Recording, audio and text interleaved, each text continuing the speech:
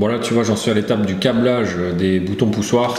Donc il y a beaucoup de doubles boutons poussoirs, donc j'ai utilisé du orange, rouge, mais je ne sais pas à quel il correspond pour les reporter après. Ce qui est important, c'est que tu vois, celui qui est à gauche, à chaque fois on commande toujours la même portion d'éclairage, c'est-à-dire que celui de gauche, on va venir commander par exemple le bandeau LED, et celui de droite, les éclairages à l'intérieur de la pièce des plafonniers. Donc, ici, je me suis mis des wagons, bon c'est des wagons en 6 mm², mon testeur en mode continuité derrière, pour repérer en gros où arrive mon orange qui commande le bouton poussoir par exemple.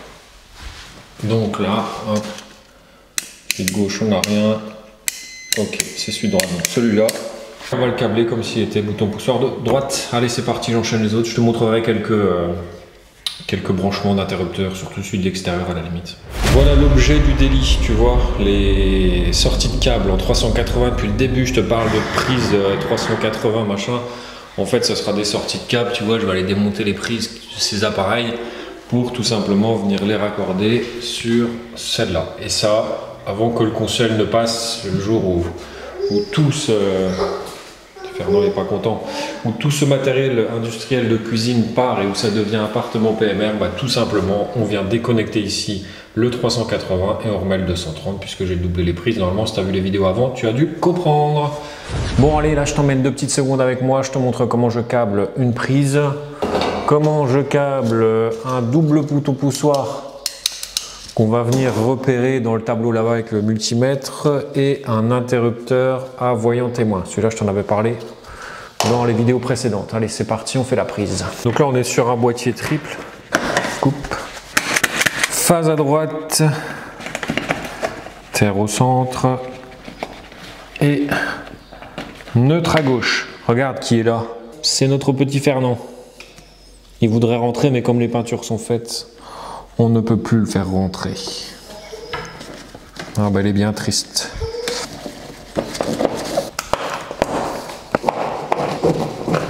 Alors ici tu remarqueras que j'ai mis du scotch sur mon niveau, c'est vraiment pour pas salir les peintures parce que les peintures sont toutes neuves.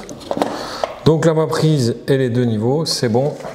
Ici nous avons nos 2 boutons poussoirs. Et bien entendu, comme les 2 oranges là, tu vois, je les ai pas repérés avant. Je vais aller mettre mon multimètre avec la fonction bip pour moi repérer lequel je mets à droite. Oh ben j'ai de la chance. Donc ça c'est celui qui ira à droite et qui va me commander par exemple le bandeau LED. Bon tu vois, si je fais l'autre, ça bip pas. Donc l'autre je le laisse bien de côté, c'est celui qui va aller sur la gauche, je le mets sur la gauche et on va aller raccorder ça ensemble. Alors t'inquiète pas, après je ramasse tout le bazar par terre obligatoirement. Comme mon bouton poussoir il va commander 2 zones mais que j'ai qu'une seule phase, j'ai fait un petit pont au-dessus là. Donc le pont, on va y mettre la phase générale. Et donc nous on avait dit celui de droite, hop, on le branche là. Celui de droite il va là. Et celui de gauche, on va le mettre à gauche. Voilà. Tu vois, dans la prise du bas là, tu as des petits détrompeurs. Hop. Donc tu vois, celui de droite, il est bien identifié dans le tableau. Le niveau, il est bon. Notre interrupteur à voyant, tu vois, il se compose comme ça. Bon, celui-là, il est déjà préassemblé. Hein. Mais si toi, tu voudrais ajouter un voyant, tu démontes ici. Et tu vois, le voyant, c'est tout simplement quelque chose qui se démonte et qui peut se rajouter comme ça.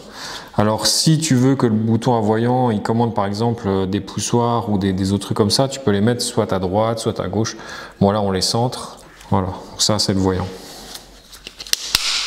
Comme je note tout comme il faut, ici tu vois c'est noté éclairage, enfin c'est un symbole d'ampoule, donc là je vais à la lumière extérieure. Ici ça c'est mon alimentation qui vient directement du tableau, tu sais quand j'ai à chaque fois quelque chose qui va vers l'extérieur, je le sépare dans mon tableau, c'est avec l'humidité tout ça, c'est important de séparer. Hop, je coupe, ma phase de mon ampoule elle est là, ma phase de mon tableau elle est là, mon neutre c'est là. Je relie ensemble mes 2 terres. Mes neutres, j'y mets un wagon levier, comme ça.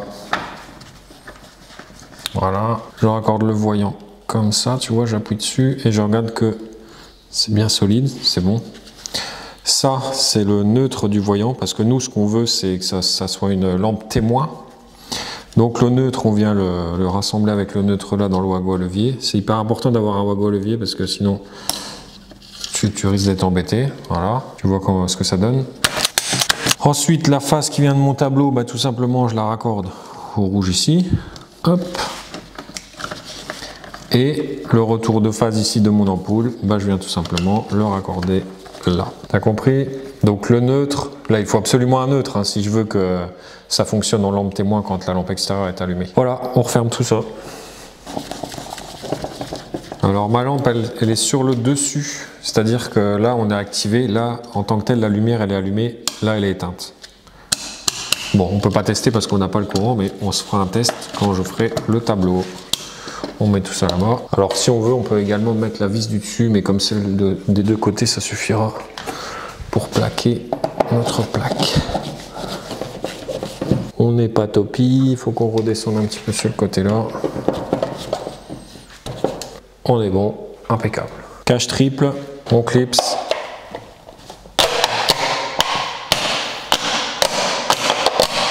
Ça plaque bien partout, c'est cool. On recontrôle à nouveau le niveau. On est impeccable.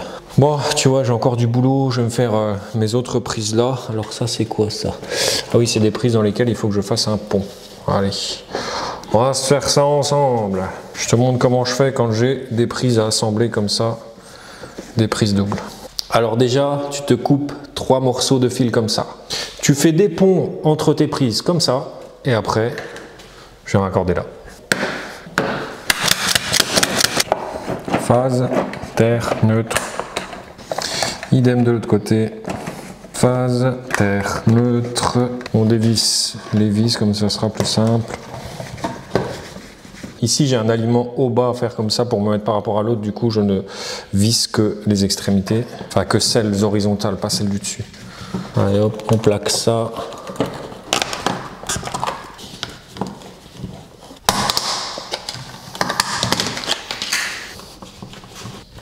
Ok. Niveau pas bon. On ajuste un peu. Hop. C'est bon. On met le cache. On appuie bien partout. Et voilà, ma double prise avec report, elle est posée. Allez, on va se faire la prise du lave-vaisselle.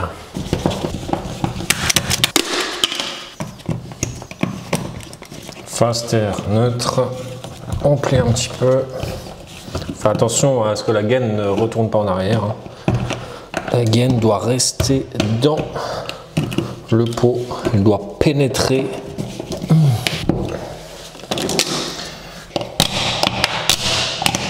On appuie bien partout.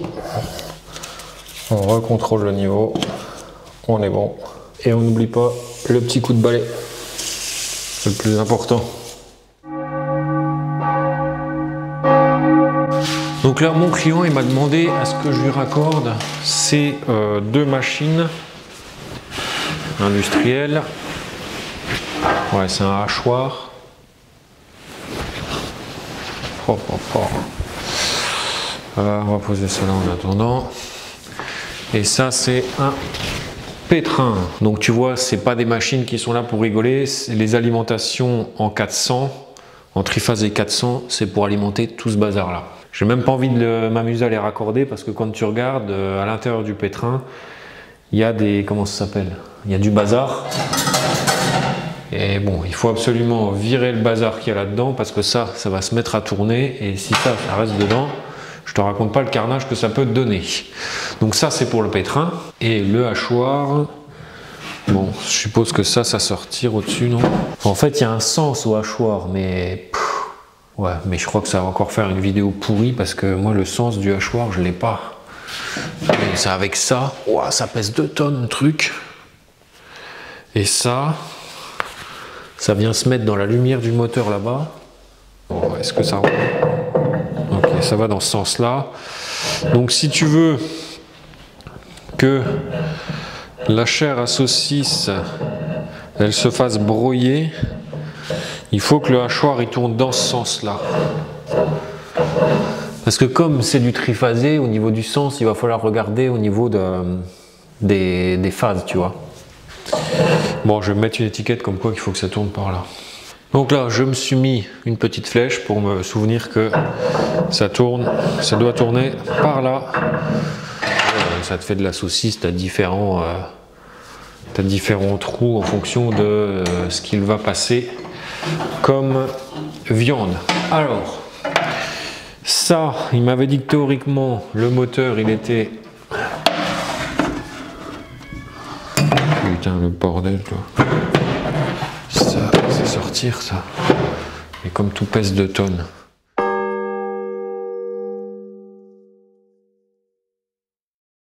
Je suppose que le moteur, il va être dans la zone là. Là, ici, tu vois, j'ai mon arrivée LX, c'est le câble qui est là. Et je sais pas où est le moteur là-dedans, ou est-ce que tu as une démultiplication ici, je sais pas où démonter. Enfin, donc je vais voir, je vais dépouiller un peu tout ça pour voir.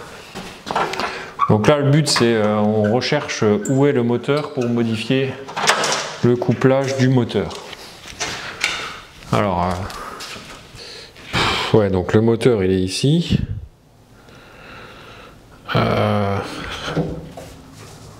Où est la plaque à borne? Elle doit être là-bas. Pas devoir tout démonter quand même. S'il faut tout démonter, je te raconte pas.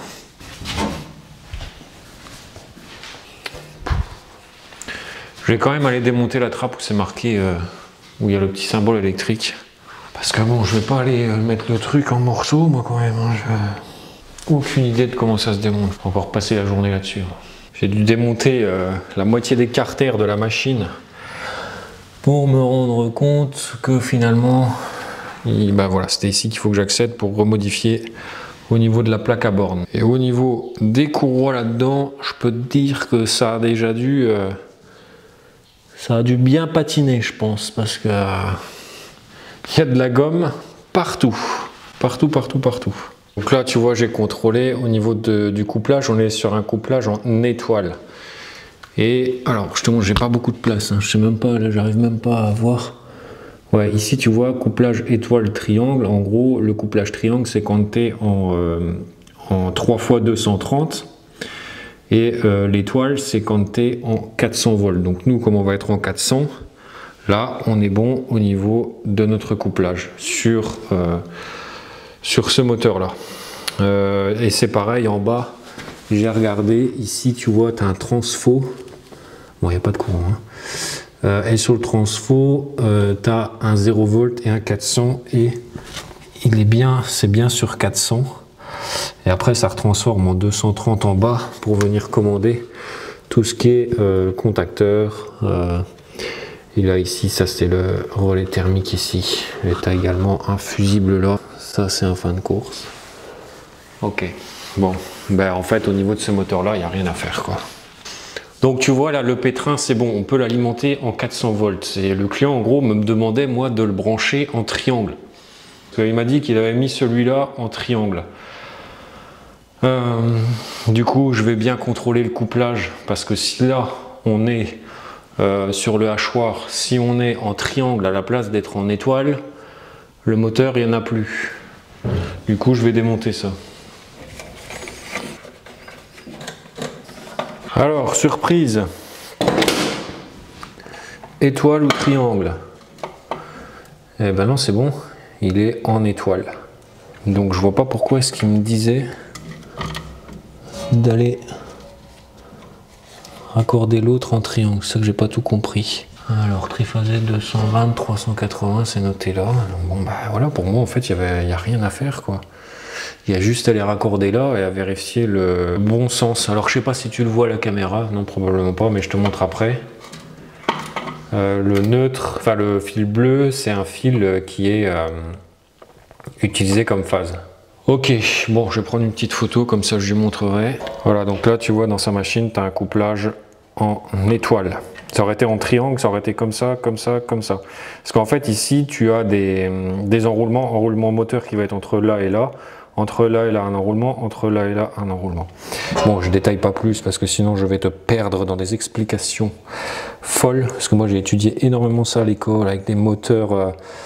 à rotor bobiné, tout ça, j'en ai bouffé des graphiques et des machins sur les couples et tout ça. Donc là, je vais refermer ça et je vais aller raccorder tout ça là.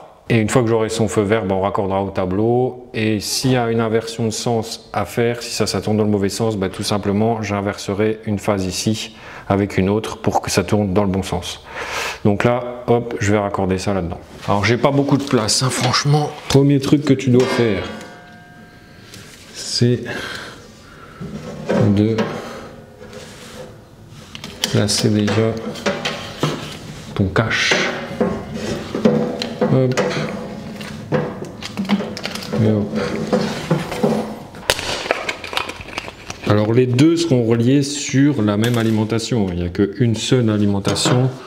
400 ici. D'ailleurs, j'ai du 230 qui arrive là sur mon doublage de prise.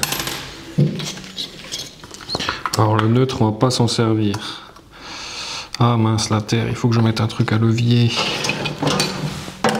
Mince. Ah ouais, ou au pire, ouais, je vais le prolonger et mettre un truc à levier.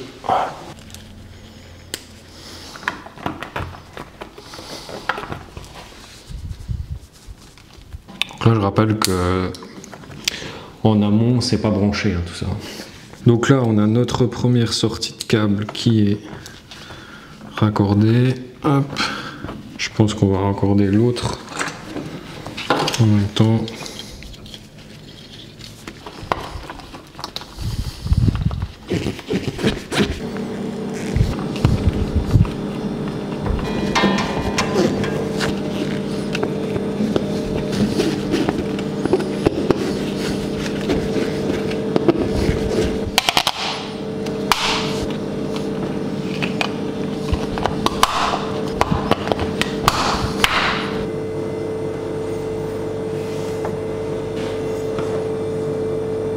Le pétrin et le hachoir sont branchés sur la sortie de câble. Maintenant, il faut que j'aille raccorder ça dans le tableau secondaire là-bas. Je t'avais expliqué tout depuis le début, en fait, c'était pour ça qu'on faisait ça. Et le jour où ça devient un appartement, je pense que là maintenant tu as compris, on retire les machines-outils là et on met deux prises ici. Et dans mon tableau là-bas, j'ai noté prise, doublage, machin truc quoi, pour être clean. Parce que là, on n'est pas clean en fait, puisque ça c'est pas rebranché sur mon tableau ici. Et quand je vais couper principalement ici, ça va pas couper ces machines-là. Je t'avais expliqué. Allez, on câble. Enfin, je vais câbler dans le tableau et je sais même pas si je vais oser lever le disjoncteur pour mettre ces machines aberrantes en route, parce que ça me fait un peu peur quand même. Ça fait depuis peut-être 20 ans que ça n'a pas tourné là, le hachoir, donc pas trop envie que ça me pète à la tête. Tu comprendras aussi pourquoi je ne suis pas très chaud pour redémarrer ça. La dernière vidange du motoréducteur date d'il y a 20 ans. Donc, je vais laisser le client gérer la mise en service. Et si ça tourne dans le mauvais sens, j'inverserai. Mais moi, je ne prends pas trop la responsabilité de mettre ça en route. Bon, avant de raccorder ici, bon ça, je vais veiller à le laisser en bas et je vais même y enficher un petit morceau de métal dedans. Pour que par inadvertance, voilà, je veux que le client il soit conscient que quand il retire la languette et qu'il remet en service, c'est sa responsabilité. Moi, je lui enverrai les photos comme quoi les couplages sont en étoile. Après, voilà, nous on va venir raccorder là, et quand tu regardes ici en amont, tu vois, on a du 230. Là, entre deux phases, on a bien du 400. Entre les autres phases là, 400. Et entre les extrémités, 400 également. Donc, je vais aller couper le courant. Donc là, je viens de couper le courant. Je recontrôle quand même. Hop, voltmètre. On n'a rien. On n'a rien. On n'a rien. Et on n'a rien. On peut bosser. Alors, c'est un peu la foire. Hein, là, dans le tableau, je t'avoue que le tableau était complètement pas prévu pour refaire toutes les modifs qu'il y a eu de fait. Donc, ça, mon neutre, il va arriver là. Phase 1. Elle va arriver là, phase 2 là, et phase 3 là. Voilà, neutre, phase 1, phase 2, phase 3.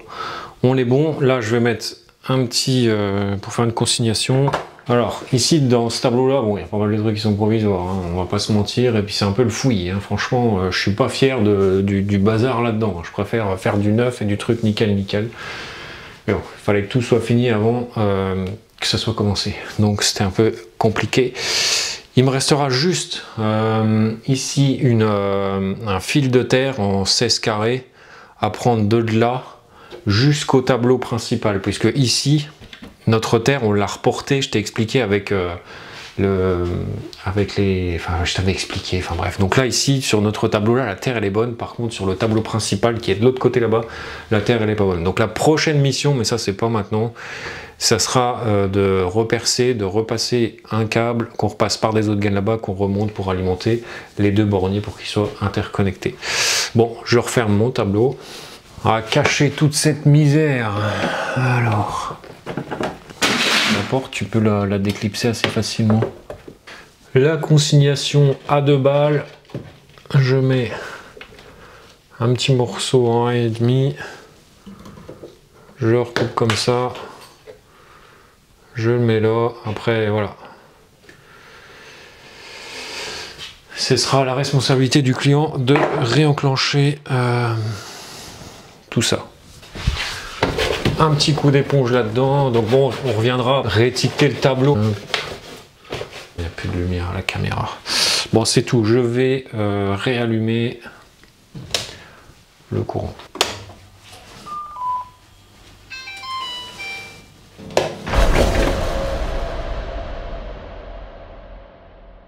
Tout à gauche, je vais venir placer l'interrupteur différentiel type A. Deuxième télérupteur silencieux, puisque en gros la phase qui commande les deux télérupteurs là, elle est commune.